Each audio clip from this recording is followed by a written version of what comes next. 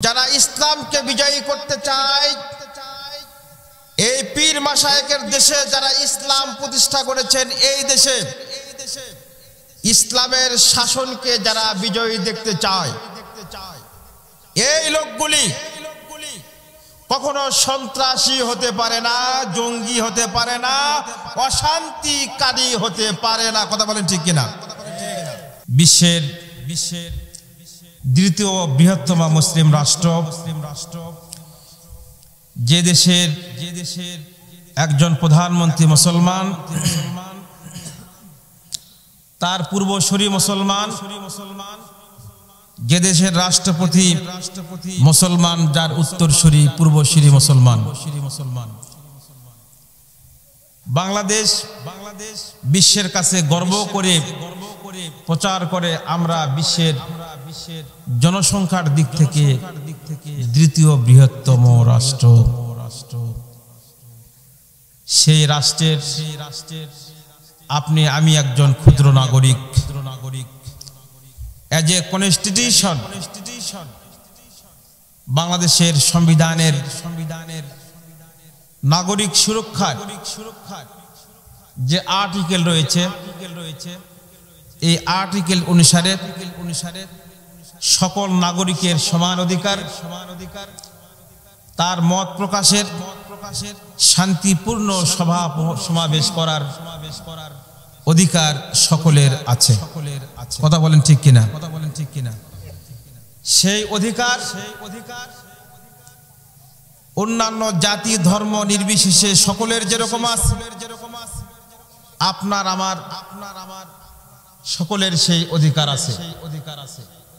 এইখানে রাষ্ট্রযন্ত্র আমাদের প্রতিপক্ষ নয়, বরং সহায়তাকারী। কথা বলেন ঠিক কিনা? কিন্তু বিভিন্ন জায়গায় আজকে আমরা লক্ষ্য করছি,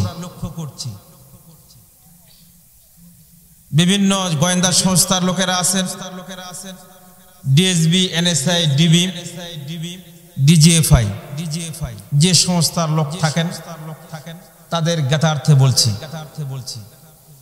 বাংলাদেশের মুসলমানেরা বিশ্বের সবচাইতে শান্তিপ্রিয় একটা জাতি। কথা বলেন ঠিক কিনা? এই জাতিদের তাদের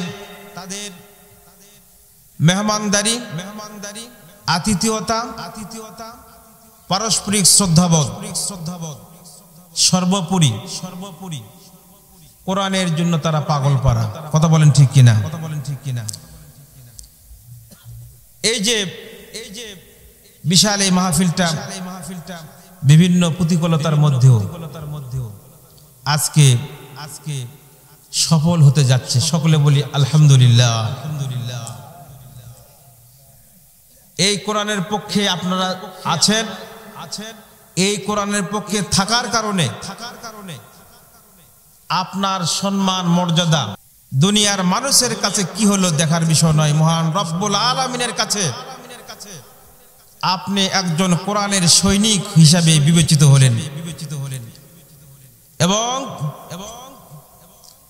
আল্লাহর নবীর সাহাবীরা নবীকে সহযোগিতা করে যে মর্যাদা এবং সম্মানের অধিকারী হয়েছেন, আজকে এই বিংশ শতাব্দীতে যেখানে গোটা বিশ্ব ইসলামকে নিভু করার চেষ্টা করা হচ্ছে, বাতিল শক্তি, ইহুদি শক্তি বিভিন্ন ছলছুতায় মুসলমানদের উপর আক্রমণ করতেছে, মুসলিম সংখ্যাগরিষ্ঠ সম্ভাবনাময় রাষ্ট্রগুলোকে রাজনৈতিক অস্থিরতার মধ্যে ফেলে দিয়ে তারা তৃতীয় শক্তি হিসাবে এসে তাদেরকে ডিভাইড অ্যান্ড রুলস, তাদেরকে ভাগ করো আর তাদের উপরে কর্তৃত্ব প্রতিষ্ঠা করো, এই নীতিতে যখন তারা চলতেছে, সেই সময়ে আমাদের এই জনগোষ্ঠী, আপামর তৌহিদি জনতা কোরআনের জন্য, দেশের স্বাধীনতা সার্বভৌমত্ব রক্ষা করার জন্য সকলকে ঐক্যবদ্ধ থাকতে হবে। এই ঐক্যবদ্ধ এটা আমাদের জাতীয় চেতনা এবং ঈমানি চেতনা। এই দেশ রক্তের বিনিময়ে অর্জিত এবং লক্ষ কোটি আলেম ওলামা পীর মাশায়েখ সকল ধরনের মেহনতি মানুষ, তাবলীগ জামাত, সকল ইসলামী দল যারা ইসলামকে বিজয়ী করতে চায়, এই পীর মাশায়েখের দেশে যারা ইসলাম প্রতিষ্ঠা করেছেন, এই দেশে ইসলামের শাসনকে যারা বিজয়ী দেখতে চায়, এই লোকগুলি কখনো সন্ত্রাসী হতে পারে না, জঙ্গি হতে পারে না, অশান্তিকারী হতে পারে না। কথা বলেন ঠিক কিনা? এই দৃষ্টান্ত আজকে আপনারা এখানে শত শত হাজার হাজার মানুষ এখানে অবস্থান করতেছেন। আপনারা বলেন, আপনাদের নিরাপত্তার জন্য কোন বাহিনী অবস্থান করতেছে? কোন স্বেচ্ছাসেবক বাহিনী অবস্থান করতেছে? এখানে কি কোনো বড় আলেম কথা বলতেছে? বরং যিনি কথা বলতেছেন তার থেকেও অনেক বড় আলেমে দ্বীন এই সামনের এই যে ভিজা সিক্ত মাটিতে বসা আছে। তারপরেও এইখানে কোনো বিশৃঙ্খলা আছে? বলেন। কারণ এটা হচ্ছে কোরআনের মুজিজা। কোরআন যারা শুনতে আসবে, কোরআন যারা জানতে আসবে, তারা কখনো বিশৃঙ্খলা করতে পারে না। এটার কোনো নজির নেই। আপনি কোরআনের মাহফিলগুলোর দিকে তাকান, যেখানে হাজার হাজার লক্ষ লক্ষ মানুষ হয়, যারা নিজের টাকা খরচ করে ওয়াজ মাহফিলে যায়, আবার নিজের পয়সা খরচ করে সেই মাজলিসগুলোতে অংশগ্রহণ করে, দান করে, আবার নিজের পকেট ফাঁকা করে বাড়িতে ফিরে। এই মানুষগুলো কোরআন শুনবে, এইটার নিরাপত্তার দায়িত্ব বাংলাদেশের এই 18 কোটি তৌহিদি জনতার। যে তৌহিদি জনতা সকালের সূর্য দেখে, শবে সাদেক দেখে ঘুম ভাঙে, ফজরের আজান শুনে যারা সালাতুল ফজর পড়ে মাঠে ময়দানে, যারা সবচাইতে বাংলাদেশের চালিকা শক্তির, কৃষি শক্তি, অর্থনীতির যে মূল চালিকা শক্তি, এটাকে যারা জিয়ে রেখে বাংলাদেশ সরকারকে সহযোগিতা করতেছে, যাদের ট্যাক্সের পয়সায়, যাদের ভ্যাটের পয়সায় এই দেশের পুলিশ বাহিনী, গোয়েন্দা বাহিনী, বিভিন্ন প্রতিষ্ঠানের কর্মকর্তা কর্মচারীদের বেতন দেওয়া হচ্ছে, সেই মানুষগুলি সারাদিন পরিশ্রম করে দিনের ক্লান্ত পরিশ্রান্ত শরীর নিয়ে তারা কোরআনের মাহফিল শুনতে আসে। এই মাহফিলগুলো যেন শান্তিপূর্ণভাবে সকল জায়গায় হতে পারে, এটা দেশের সরকারের এবং আইন শৃঙ্খলা বাহিনীর সকলের দায়িত্ব। এইটা কোনো অতিরিক্ত দায়িত্ব নয়, যদিও সেই সমস্ত মাহফিলে কোনো বিশৃঙ্খলার কোনো সম্ভাবনা থাকে না।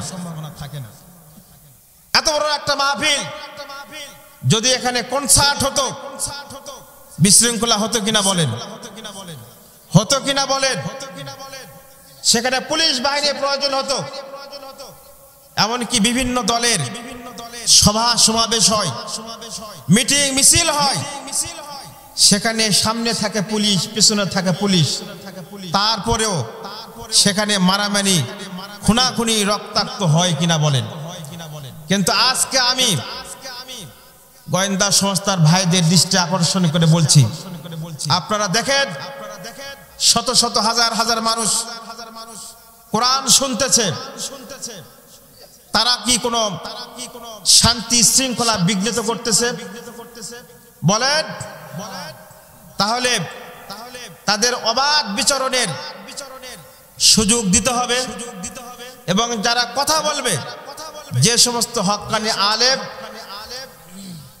তারা কোরআন থেকে কথা বলবে, তারা ব্যক্তিগত কোন দলের কোনো কথা বলার জন্য তারা এখানে আসেন না। কথা বলেন ঠিক কিনা? আপনারা বলেন, এখানে বক্তার যদি জীবনী নিয়ে আলোচনা করা হয়, তার বাবা মার জীবনী নিয়ে আলোচনা করা হয়, আপনারা থাকবেন? আপনারা কার আলোচনা শোনার জন্য আসছেন? কোরআনের কথা। সেই কোরআন থেকেই আমরা আলোচনা করব। আল্লাহ পাক যেন আমাদেরকে এই অল্প সময়ের সংক্ষিপ্ত আলোচনার মাধ্যমে হেদায়েতের নূর যেন হৃদয়ে ধারণ করে আমরা যেন বাড়ি ফিরতে পারি। এখানে শত শত হাজার হাজার মানুষের মধ্য থেকে যদি 5 জন মানুষ বেনামাজি যদি নামাজি হয়ে যায়, সুদখোর যদি সুদ ছেড়ে দেয়, জিনাখোর যদি জিনা ছেড়ে দেয়, নেশাখোর যদি নেশা ছেড়ে দেয়, তাহলে এই মাহফিলে লক্ষ লক্ষ টাকা ব্যয় করা সার্থক। যেখানে যে দেশে কোরআনের মাহফিল যত হবে, সেখানকার মানুষ শান্তিপ্রিয় হবে, সেখানকার মানুষ আইন শৃঙ্খলা মেনে চলবে, তারা হবে ভদ্র নম্র। আপনি কিয়াস করে দেখুন, আজকে গানের অনুষ্ঠান হলে, গানের কনসার্ট হলে সেখানে সর্বাত্মক সহযোগিতা করা হয়, বাধা বিপত্তির কোনো অবকাশ সেখানে নেই। সেখানকার আয়োজকদের চরিত্র আর কোরআনের মাহফিল যারা আয়োজন করে, যারা শুনতে আসেন, এদের চরিত্র আপনারা পার্থক্য করে দেখুন। এই লোকগুলার মধ্যে কতটা চুরির আসামি আছে, কতটা ছিনতাইকারী আছে, কতটা ধর্ষণকারী আছে, কতটা ইফটিজিংকারী আছে। বরং যারা কোরআন শুনতে আসে এবং কোরআন শোনার পরে ইফটিজাররা ইফটিজিং ছেড়ে দেয়, জিনাখোর জিনা ছেড়ে দেয়, মদখোর মদ ছেড়ে দেয়, যারা পিতামাতার অবাধ্যতা করে তারা পিতামাতার বাধ্য হয়ে যায়, যারা আইন শৃঙ্খলাকে বিঘ্নিত করে সে সমস্ত মানুষ শান্তি প্রিয় হয়ে যায়। কথা বলেন ঠিক কিনা? সুতরাং কোরআনের মাহফিল এইটা সরকারের আরো বেশি বেশি করার সুযোগ দেওয়া দরকার। কারণ একটা পুলিশ বাহিনী, একটা থানা থেকে শান্তি রক্ষী বাহিনী, আইন শৃঙ্খলা বাহিনী দেশের শান্তি শৃঙ্খলা সাধারণ মানুষের জানমালের নিরাপত্তা দিতে যতটা ভূমিকা পালন করতে পারে, একজন আলেম তার কথার মাধ্যমে সাধারণ মানুষের মধ্যে নৈতিক শিক্ষা দিয়ে সেই সমস্ত কাজের সহায়ক ভূমিকা পালন করতে পারে। কথা বলেন ঠিক কিনা?